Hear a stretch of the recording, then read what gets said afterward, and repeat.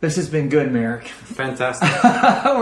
We are doing our second episode with Andrew, and I've been inspired listening to Andrew's story and maybe just some of the struggles that, I don't have autism. I'm not familiar with it. And just to hear Andrew's vulnerability has been inspiring and challenging for me, and I'm inspired. So maybe you can take it over here, talk a little bit more about this episode, bring Andrew into it. Sure. So it's kind of interesting how once you get going, it's hard to stop. Yeah. And it's like, where were we at? Yeah. So that's kind of, we try to keep this episode 20 minutes on purpose because it keeps us focused. But one thing that we kind of started talking about, which I would love to hear more about, is this Prague trip you're gonna do in summertime.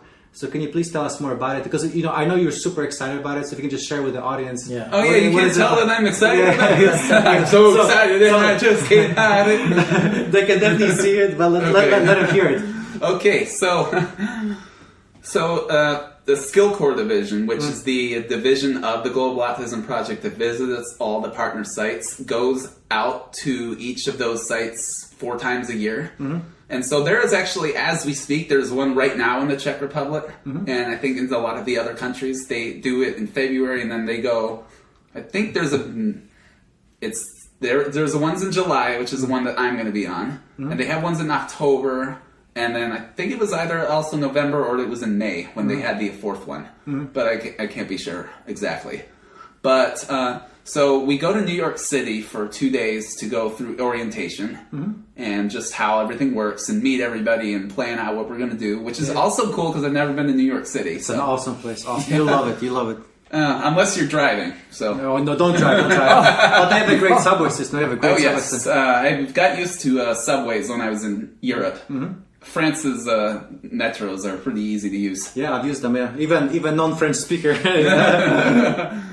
And then we all fly together on the plane to our partner site. So we actually have to book together. So we all get to or have to, depending on your point of view, sit next to each other for 9 hours or so. You're not gonna be stuck sitting next to a stranger on a flight. that helps a lot. And then we get in and settled, and then for a lot of the weekdays, we're going to be working pretty much the whole day in the center and with the teachers, and then we get out like 5:30 or 6 or so local time. It just really depends on how much stuff you're doing that day. And then you all have to stick together at all times. So you all are going to be pretty close-knit by the end of the trip. Well, probably within 2 days, actually. Yeah. And then I guess that most of the stuff that you would be doing during the weeks is go out to eat for dinner, which is going to be pretty amazing because I've been starting to cook Czech food, and it's really filling. You can talk recipes with the chef. And talk Czech with everybody around at the center and everything. So, which I hope they will be very, very pleasantly surprised. I mean, how is your Czech now? Is it like you can sort of get through it a little bit? I can't really string together too many sentences, but I can read some words now, and I can pronounce it a lot better. And if you saw some of it written, you'd be like, oh, almost looks like Chinese characters. I mean, all these accent marks. Yeah, it's to non-speaker. It's weird. Wow. But I could say at the end of if we were to say thank you for your support, I would say děkuji za vaše podporu. It's almost like Polish. Thank you for your support. Yeah.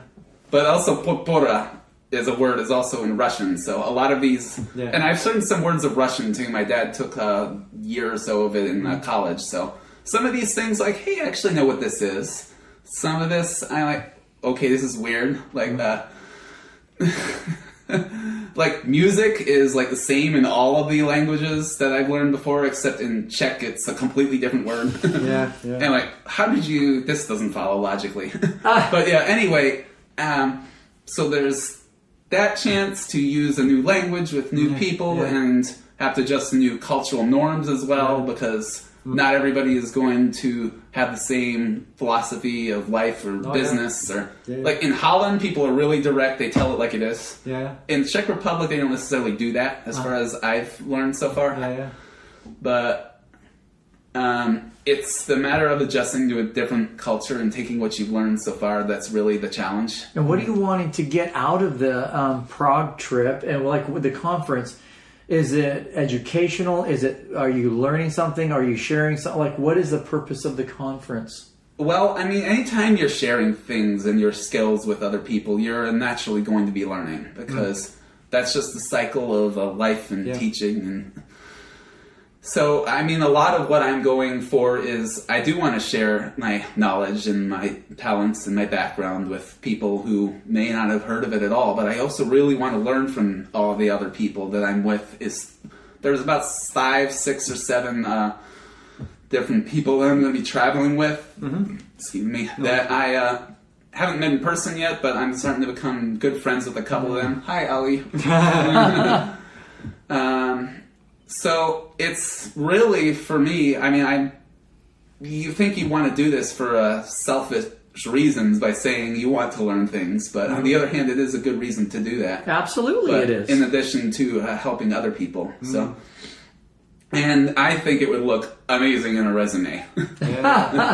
Well, you've traveled more than the average American citizen. Like, I can't say that scientifically or factually, but I believe you have by listening to you, because most Americans have never really left the United States to travel to other countries. And if they did, they definitely did not take the time you took to learn the language. Oh my goodness, culture, yes. And the food, and on it goes. Well, so we haven't even touched on this. So you're going to Prague, you're learning the language, you're trying to read it, and you're cooking it. Yes. I'm really immersing myself in this. And oh, by the way, without even one Czech person physically present in the Houston grade. Well, so anyways, if there's like a Czech person listening that's willing to help Andrew out. Milado! And America is affirming that the food is legit because it's similar, from what I understand, to the Polish. So you have a passion for cooking. So where did that come into things? Like, was it just always there, or how did you stumble into saying you want to learn all these different types of cultural foods? My mom and dad were surrounded by a lot of these cultural diversity growing up in this city because they moved here in the 80s or so and got married, and then they had me in 1990. And so when all these things were starting to boom, I got caught up in it because I actually would go to the multicultural festival that was held at St. Bernadette, my home parish, every January or so. And they would have people from 25, 30 different countries bring their food and their dancing. They never had a Polish booth, sadly. So it's not a true international experience. No pierogi. If there's no pierogies, it's not a true international experience. So I got curious about all of that, as well as getting it homemade for me at home. Like my Vietnamese grilled pork would be my birthday meal. Wow. I can't say that to be the same about many Americans. Yeah. But and then I just found when I took Spanish in high school, I actually did really well with it. And then I took Mandarin for a year or so, which I still can't really remember too much of. It's hard. I can string together a few basic phrases. And read a few characters on Chinese menus in Chinatown. Wow. It's hard. So then, when I got really just hooked on French, I took to that really quickly. Of course, I had a really, really seriously strong motivation to learn that. And then I took some German because I was in Germany for a little bit, but I didn't need it really as much, although it did save my neck twice. Wow. So it's just the fact that I found that I'm really good at it and really curious about other cultures. I was so good at geography. Like, that just happens to be playing into the autism. That's one of our special interests. We often have very passionate, focused, driven interests in certain things that may seem odd to some people, but can actually turn into a really great career. So your interests are cooking. Is it traveling? What would be the other main interest, like specific focused interest you have? Cooking, traveling, writing. and writing. Yeah. And then niche music. Yes. So I put it all together, almost. Yeah. I am actually looking to publish some poems that I've written, too, because I do that on the side. That very few people have ever actually seen them, but a lot of them are inspired by hope, love, loss, everything in between. So look, dude, I got to cut in here. I'm sorry. Do you have a poem you've memorized that you could recite for us? I would love to hear one if you can. If you have one that you can share, you don't have to. Let me think. Yeah.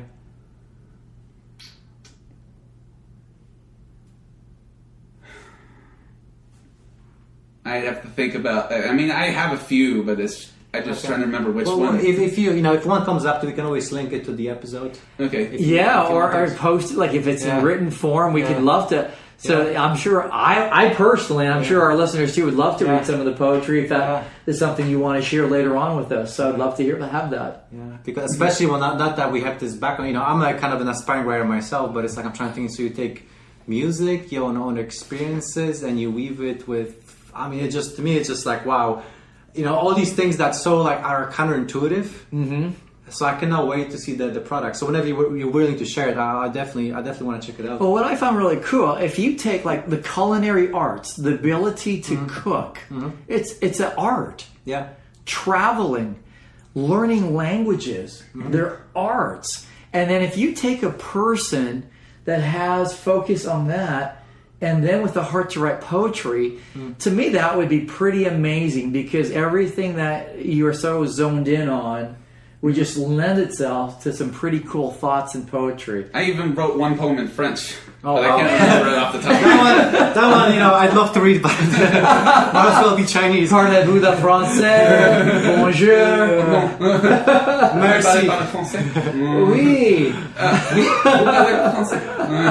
I used to have this guy at work who used to say, "Merci bucket." Mercy buckets. That was his French. But yeah, the language skill actually came into really big handy in the November, December because one of my office mates who runs the Telehealth World Autism Project, which does teleconferencing to people around the world who need ABA, behavior analysis services, heard that I spoke French and knew that she needed somebody who could to help with a client in Cameroon. So I was really, really reluctant to do it because I was still getting over loss, and this is a language that was deeply, deeply associated with that. And so I just stepped into this gradually, and it was painful at first, but I found that the student was really learning from me being there, and it did help me realize that that God can take our brokenness and use it for something really, really beautiful. And at the end of our session, she was just really, really impressed that I learned that quickly. Wow.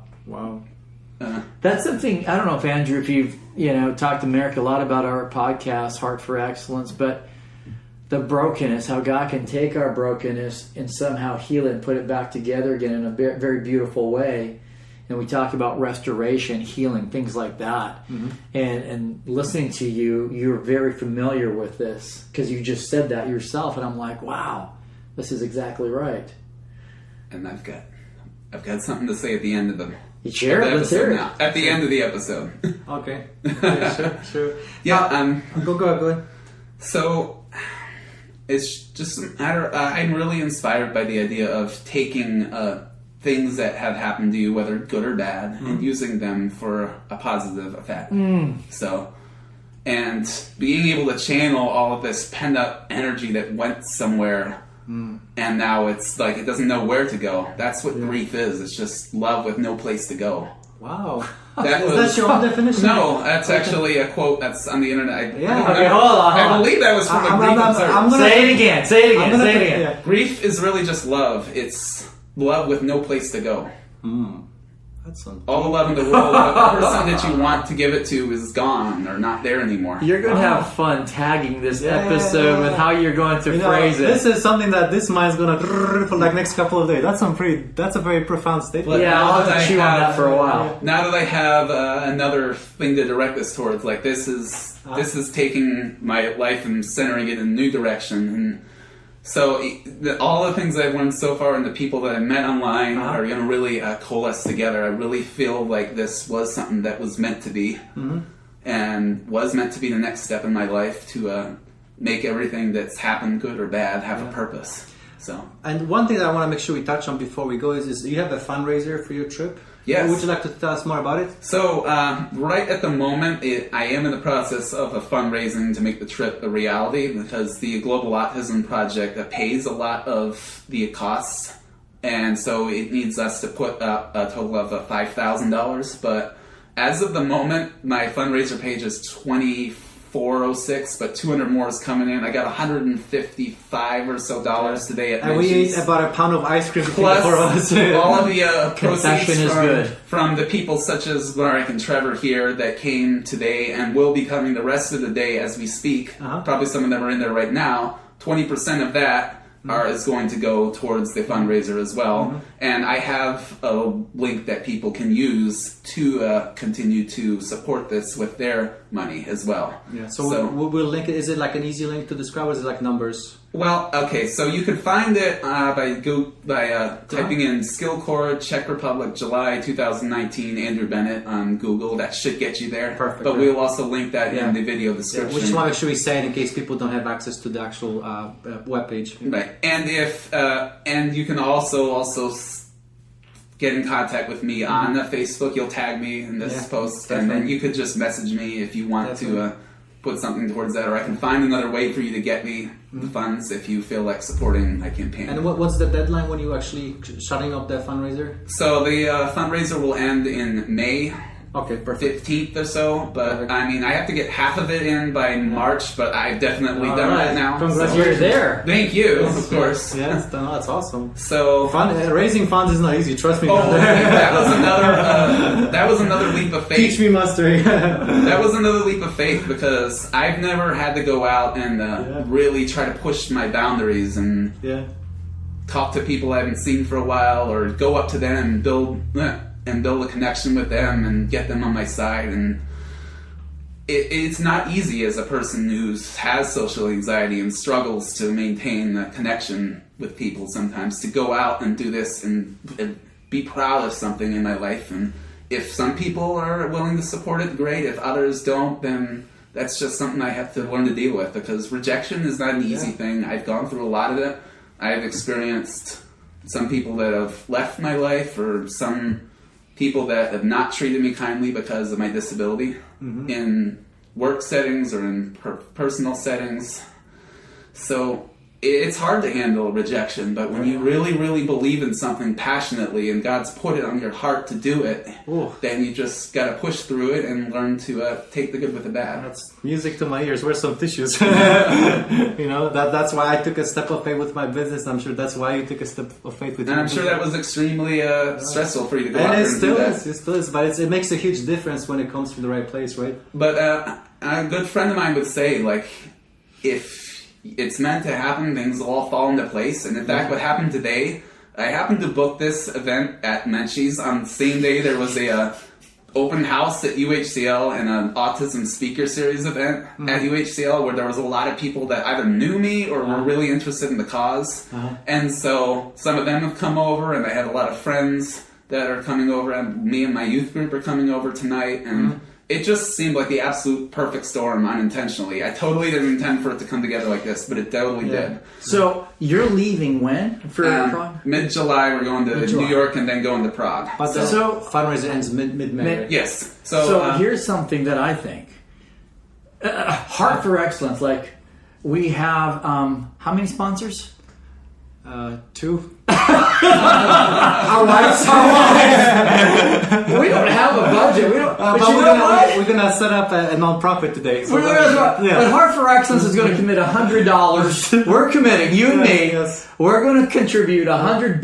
Yes. We're doing that today. Whether it's our wife's money or our whatever, right? We're going to commit $100 to your trip to Prague today. Amen. We're going to go online, you and me. We'll do. And we'll put $50 in each to get you $100. Call in the next 10 minutes. And you will see extra benefits. Heart for Excellence. Look at. I mean, You are our first corporate sponsorship. But you're so inspiring. I mean, Heart for Excellence. You're talking so vulnerable about, you've got this thing, and man, here you are. It's inspiring. I want to Heart for Excellence, because you typify what Heart for Excellence is. It's not letting your crap hold you back from what excellence is in your future. You're pursuing it. You're doing fundraisers at Menchie's. You're getting out there living it.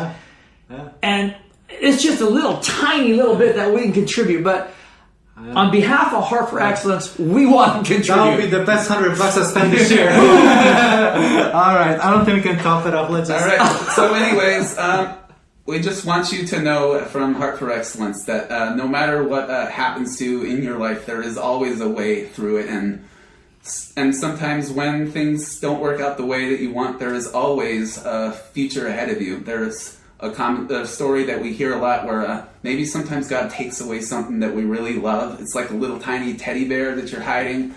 And behind his back is a much bigger one if you just learn to trust that it's there. And you may be upset for a while, but eventually you'll come around and see that there is an even bigger future around than you even thought that there was in the first place. And you'll be like, why was I even so upset about that in the first place? Amen. Hey, but Andrew. It's not denying that exists, and the pain is really, really real when it happens, but eventually what comes is true joy. And it's really encapsulated in one of the stanzas that I just wrote one time at midnight. I was just sitting in my bed thinking, and a poem just poured out of absolutely nowhere. I felt the presence of God while I was writing it. So it said, when she bid you a last goodbye, you thought you'd never cease to cry. But when your wings no longer fly, that's when I lift you onto mine. You would have melted in the sun, but I'll fly you there and beyond. Empty your cup of grief, my son, and soon you'll find your joys have dawned. Merrick? Wow. We can't say anything else. Let's end on that note. And let's publish that on our website, that poem. Yes. Thank you, my friend. Pleasure.